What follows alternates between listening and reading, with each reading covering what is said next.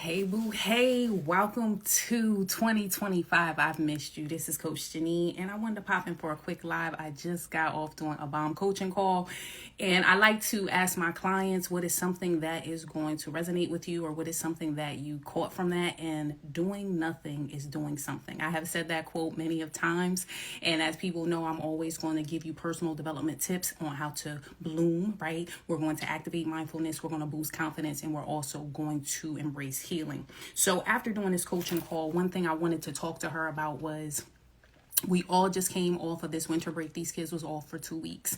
And so with that being, we wanted to rest. And if I'm being honest, lean in. I'm on my sabbatical. I've been on my sabbatical for 3 months. I cannot believe it'll be 3 months next week.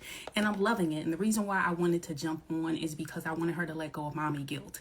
And I think as ambitious moms, we have guilt when we are not productive and we feel like we're not doing something. So you prepare for those seasons. So I'm going to give you all a passage. I also want to give you some updates. This is not going to be too long because I'm just jumping in real quick, but I wanted to just do it because it was on my spirit. So doing nothing is doing something. When you are taking those breaks and those moments, those are things that you really need to reset, recalibrate, right? So you can show up better. We're in 2025. Last year, my word of the year was expansion. So I was expanding to everything, birthing the book, doing all this stuff, got into a new coaching program, investing in myself, taking a sabbatical. Your girl was doing all the things. Plus, I just turned 41. And so I'm like, I'm doing some bigger and better things. And so after almost having a stroke, hitting burnout twice, you know what I mean? Having 2 businesses, being a single mom and having a full-time job, like doing all the things, your girl got burnt out. She was tired. She had to have several seats. And this is why I think it's so important, because chronic stress is not a good thing for us, especially as Black women. We take on too much as the strong woman syndrome. So I'm going to read you a passage from the book, but I want you to start thinking about what is something that you can do for you, but also so you can rest into it and not just burn yourself out to the point that you have nothing left to give. Are you giving from your overflow? See, as a healer and doing nurse anesthesia for a quarter of a century to doing other things, like I'm a healer, I'm a giver, I just give, you just push. And sometimes you push to the point of exhaustion. And when I almost had my stroke and I started having issues with my hand and I started having issues with all these other things, it made me kind of realize I might not be here tomorrow if I keep going down this path. And so I think it's a very good PSA that I wanted to step in to give you the grace and give you that nudge to say, boo, it's okay to be doing nothing. Now, we don't stay there too long. That's not what we're doing. But if you're an overachiever, you're a perfectionist, you need to hear this. Take a seat and it's okay. It's okay. You're going to come back. But doing nothing is doing something.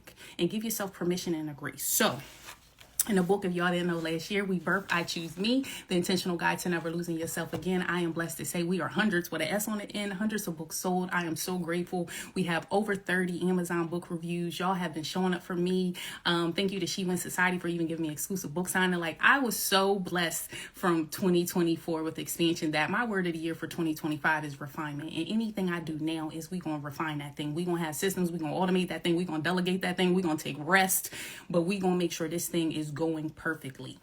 As I sit here, when God put something in my spirit, I want to give this to somebody else too about the bow and arrow concept. Do you know that when you put a bow back, the arrow sits there, but it's in rest, but the bow is pulled back and that's tension. We have to sit and rest even though there is tension being put on us, because when we shoot our shot, we going to hit that thing right on goal. So for me, I'm in rest because it's refinement and we getting ready to hit this goal on target. So for somebody out there, I want you to understand, don't be discouraged when doing nothing is doing something, because you are actually doing something to prepare you for something that's going to be better. And you can't show up in your diluted form or your diluted version if you are not really taking care of yourself. And I just mean that truly and honestly for something that I lived where I lost myself and I had to lose and gain that again. So the book is called I Choose Me, Intentional Guide to Never Losing Yourself Again, but I wanted to give you a little snippet. This is from chapter 5, okay? And it's called Give Yourself Permission to Slow Down. And so it says, first, let's define being intentional. Merriam-Webster's definition of intentionality means done by intention or design. People use the word very loosely. However, I really took this word into my heart and spirit. Hence, I named my business with this word in it called Intentional Queen Journey. I wanted to do all the things with positive intentions and with being obedient in my life choices and of which God has planned for me. Jeremiah 29:11. What? He has plans to prosper you. Now, having intentionality and living a purpose required me to give myself permission to slow down. Who struggles with that? Slowing down. I had to slow down from overexerting myself in my day-to-day life. I knew it was affecting my health. It was affecting my relationships. But finally, this slowing down began. And it all started with the deliberate thought of giving myself grace. See, I think we don't give ourselves grace in it. This is why I'm bringing it up. Of doing nothing is doing something. Release yourself of that mommy guilt, okay? But also recognizing the difference between God's and society's viewpoints on intentionality. Let's break this down a little bit further. God wants us to live a life of good intentions, but walk in our purpose and gifts. This in turn will give us the dream life that we desire when we seek Him at our source. I have grown to use the scripture, Matthew 6:33, to help me delineate what way am I operating in my life and my pursuit of success. Because success can look different at different stages in your life. I was hustling and grinding through my 20s and my teens. Okay, I was a nurse at 17, and then I had multiple degrees by 30, and I had my life all mapped out. You know what I mean? And so what I started to learn, I was doing things from my own grit and not relaxing, like I said with the bow and arrow concept. I wasn't relaxing into it and letting God guide me, because at some point you can't do things through your own strength. You're going to need to have Him help you get the rest of the way. And so when you recognize that there's periods of rest and there's periods of go, there's seasons of reaping, there's seasons of sowing, that you will be able to understand that you can't go all that way. And if I'm going to put a little healthcare spin on it, okay? When you have high cortisol levels, that's your fight or flight system working all the time. That's not normal. Your body cannot sustain that. It causes so many other trigger things throughout your body. Hence why my thyroid became an issue. Hence why my blood pressure had went up. Signs of stress can kill you. Chronic stress is bad. Okay, but I think we carry that hat of the strong friend, the overachiever, the perfectionist, all those things, and you keep going, and next thing you know, you're not even here to take in all the things of the hard work and the labor that you've done, because you didn't work so hard that you worked yourself to death, literally. So I want you to take a step back with that and giving yourself permission to slow down, because these are the things that are going to help you grow in your business, grow in your life, grow in this time for you so you can spend time with your kids, be present with your kids. My child was off for 2 weeks for the Christmas holiday, but this is the first time I ever been able to sit in this thing and be like, cool, we got a whole setup and not have to worry about going to clock in at somebody else's job. Just being able to do what I wanted to do and being okay with that. And not being in mommy guilt of I should be, or I shoulda, coulda, and woulda. Be mindful of the things that you're marinating on. Stay around positive people, but give yourself grace, girl, to slow down. It is okay, because when you have your spurts of showing up and doing the thing like you like to do, you're going to hit that shot even quicker, because you're not doing it from a diluted or watered down version of yourself. You're showing up fully, embracing, and doing the thing. So... where was I at? So society's viewpoint on intentionality tends to push the agenda of grind harder, no matter what costs. Everything costs. You got to figure out what you want to sacrifice. Is it time? Where are you at in your life? There's different seasons to motherhood even. When you have motherhood, there's parts where your child needs you a little bit differently. So you have to be able to adapt, even in family life, because here I talk about choose yourself more in life, love, and motherhood. So there are things that you have to adapt to make sure that you're showing up in the best way in that season. And remember, seasons start and seasons end, but you have to be able to adapt into it, pivot into it, okay? Evolve into it. These are words of the years that I've used in the past. So I've had this mindset when I was in survival mode, but to my detriment, it cost me valuable time, energy, my well-being, and more. As I mentioned, I became ill with my thyroid disease. My marriage had hindered. I had hit my rock bottom. I had really just lost myself in the chaos of life. But I no longer dwell in those places because of the power of grace. I had released myself from them things, okay? I don't look like what I've been through. I was speaking at a previous event, shouting out to Mika. I was speaking at her event back in December, and it was talking about Queen Esther. She had me come on and talk about her, and I talked about the life after the crown chooses you. Don't be a victim. We victors out here. Don't be bitter, be better. Like, show up in a different space in a different way, because these are the things that are going to free other people. And when you recognize, when you invest in yourself, and when you recognize, even in the Queen Esther story, that it's really not about you, it's about showing up for other people. So me sharing my testimony has freed other people, teaching them how to choose themselves, showing them my life lessons, not because I'm mad or I'm sorrow about my blunders. I accept them, but they made me who I am. Remember, everything happens for you, not to you. And you have to decide how you want to navigate after you've been through all those things. That's just a word for somebody. So we're going to end this up with releasing the Superwoman Syndrome. Remember our childhood female superheroes like Wonder Woman. She had superpowers and she could do it all with her mask on and her cape intact. Hence the term Superwoman Syndrome. Superwoman Syndrome manifests when the weight of responsibility compels you to take on multiple roles, because that's what we be doing out here, okay? And fulfill everyone else's needs. People pleasing. We're done with that. And we're people pleasing.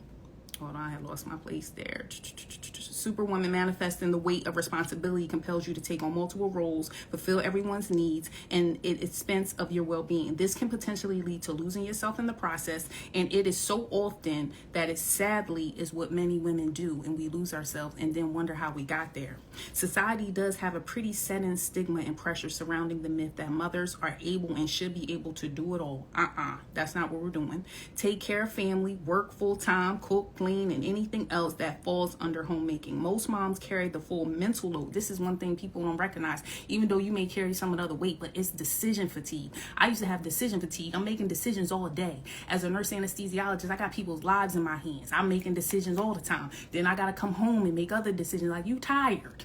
Your brain tired. You're tired. Okay? You don't want to make no decisions.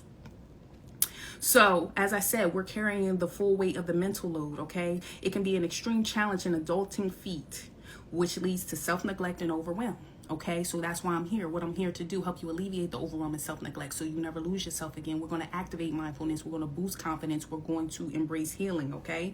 Caregivers tend to fall in this pattern and consistently giving without replenishing their own energy. This is why I said doing nothing is doing something. You need to replenish your energy, okay?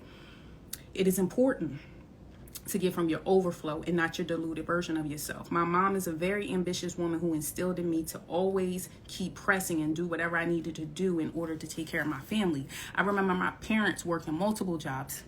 You start becoming like the people you're around, right?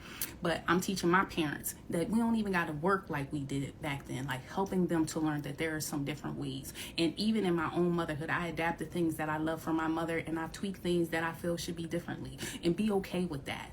You don't have to bash the previous generations because they only did what they was taught. So now that you know what you know, you just adapt as you go. Give grace. So I remember my parents working multiple jobs while also seeking higher education when my siblings and I were younger. To me, it was normal to grind. My parents would say, pay me now or pay me later. What they were trying to tell us was, do we want to work hard in our younger years or in our older years? And so for me, I wanted to work harder in my younger years, which I grinded them out. And at 41 now, I can say thank you, God, for the place that he has put me to be able to be in the positions that I'm in based off of how I was grinding before. But you got to plan for that. That's a parachute plan. You got to think about your future. So I lived a different way in my 20s and 30s, preparing to be more relaxed and not have to grind as hard in my 40s and 50s and continue, if God blesses me, into my later years. Most people look at retirement as a time to slow down. So in mine, I took this advice and wanted to grind out my 20s and 30s to set myself up for a more comfortable retirement period later in life. This all made perfect sense in my mind, but sometimes my body let me know it was pushed to the max. And so, like I said, almost having a stroke and having all these other things, my body was letting me know, check engine light, you ain't right. When I was in nurse anesthesia school, I had to go on a home heart monitor for a couple weeks. I forgot about that. I was having heart palpitations and dizzy spells, so I had to be rushed to the emergency room. And it turned out that I was having these symptoms due to lack of rest, combined with increased caffeine intake and high levels of chronic stress. It was a wake-up call to me and my body that it was alerting me to slow down. But I was too focused on my pursuit to success to even listen. However, I now know that being more intentional about prioritizing your self-care and mental health is vital to maintaining your inner peace. I say grab your piece of peace and you hold that thing, okay? Like, mindfulness is not woo-woo to me. Mindfulness is, I really work on keeping a peaceful mind. I just put a recent reel up. Peaceful mind leads to a peaceful life. And I really have learned that. What am I saying to myself? How's she talking to herself? Is she talking to herself sexy or is she not? And I'm talking about me in third person. But these are the things you have to say to yourself. You have to affirm yourself. You need to know your self-love language. Like, you have to figure out get to the root and figure out what's going on and why you are acting that way. Because remember, thoughts lead to feelings, that lead to actions, that lead to results. So if you want results, first you need to think about, what am I thinking? What am I marinating on? Because that's how I'm showing up. And how you showing up normally is how you talking to yourself. Okay? And that's in life, love, and motherhood. So as I close this out with y'all, I want you to move yourself into a space of gratitude and give yourself permission to slow down. Check in with your mind, body, and soul on a routine basis. So me just going into that, and after having that coaching call with my client today, I think that's so important that message is going to resonate for a lot of people. And so when I'm told to show up, she show up. And so I'm showing up. I want you to think of your word of the year. Like I said, my word of the year is refinement for 2025. And I'm really intentional about that. And I am really getting to a point where I'm making systems. We automating things. We delegating things. We taking breaks. We on a sabbatical. But it's not to the point of not doing work. It's doing things that fulfill me. That's the lesson that I want people to get. Even if you're slowing down, you need to do things that feed your soul. And I'm getting to a point now that I'm doing things that feel good to me.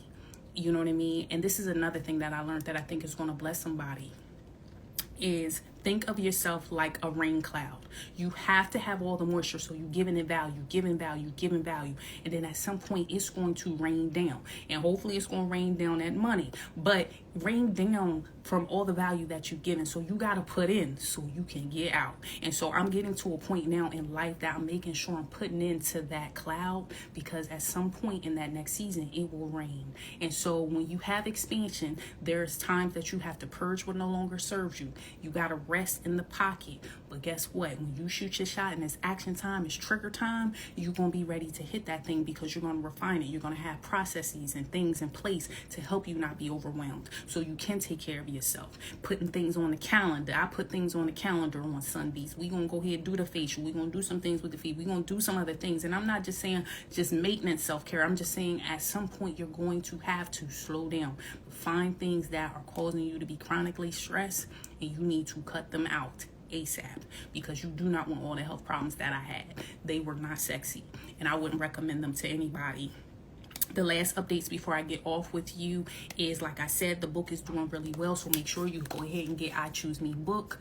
The Intentional Guide to Never Losing Yourself Again. You can get that at buyichoosemebook.com, or you can go over to amazon.com and prime it over. What else we got going on? The podcast, I'll be putting a new podcast out tomorrow, Intentional Queens Podcast, with over 20,000 downloads and counting. And so I'm going to be talking about building your arc and giving you some secrets on that. That's going to be tomorrow. I have some events coming down the pike, because like I said, I'm a coach, but I get coached. So my coach checked me, but when they say, who gonna check you, boo-boo? Yeah, she checked me. So anyway, she gonna be putting some things together. People also asked me to bring back the Sexy Talk Masterclass, so that's gonna be coming back. I just got a lot of things coming up for 2025 that I'm so excited about. What else? If you're not in the email list, why are you not over there? You need to be over there. The Bloom group is doing well. That is a free community that I have on Telegram, where I am in there checking in with you, giving you tips, giving you tricks. We in there communicating, so that is free. If you want to sign up for that, that's at intentionalqueenjourney.com. I also give you Mindset Monday emails, and you get free access to my events and things that I do that is not noted on my other social media. That is it. I hope that you enjoyed this. Make sure you share it with a friend. Make sure you tune into the podcast, and I want you to level up your intentional queen to a better you and choose yourself more in life, love, and motherhood. Have a good day. Bye-bye.